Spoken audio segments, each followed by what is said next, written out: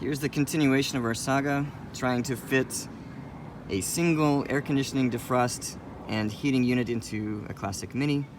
And after much debate, we decided to chop up the unit after all. So you can see I've taken the tops off of these holes here. So they were on top here, and then these for the defrost units. So obviously not attached anymore. So we've effectively voided the warranty on this forever.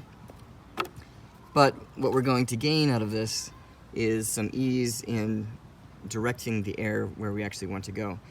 The reason we decided to do this partly was for the footroom that we're going to be able to put in the bottom. We're going to save a couple of inches probably that way. But honestly, the main reason was because of where these holes were located.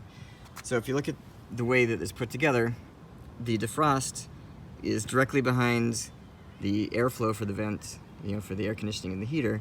We need this hole to send the air back that way, and you can see that this is blocking it on one side, and with the defrost unit back in there, it's blocking it on that side. This is big enough for a finger, but not really big enough for a hose. So we knew we had to chop off that one, and once we had decided that, it became pretty evident that we could just continue the whole job and chop off the rest of them as well. The way that we're going to fix this, now that we've effectively broken it, is we're going to build a channel, rectangular channel, up above this, so three-sided, go up, over, and down, closed on this end, with a hole here in the back to send it directly over this. This will actually be closed off, so where it used to have the defrost, this one we're actually going to close off as well. And what we're going to do instead is create a couple of holes behind here. So we need two defrost holes, but one here. You can see it's not super tall, but there's enough room for a couple. Put one here, one here. This one will go back and up. This one will go across and over to the other side of the car. And with this rectangular channel, the air will come up. Part of it's going to go that way.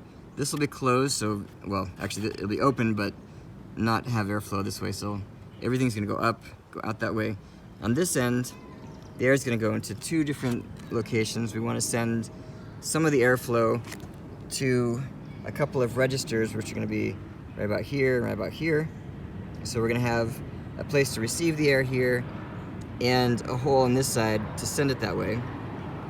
We also need to send air back this way to go into the register on the far right side of the car. So if you look at the top view, we'll have the rectangular channel here, and it'll be closed on the side here.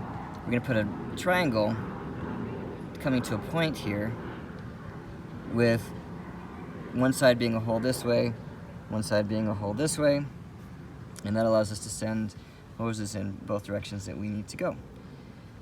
So we've measured enough, we know this will work. We decided to keep all the parts that we chopped off because we're going to use these as fittings for the hoses on some other locations.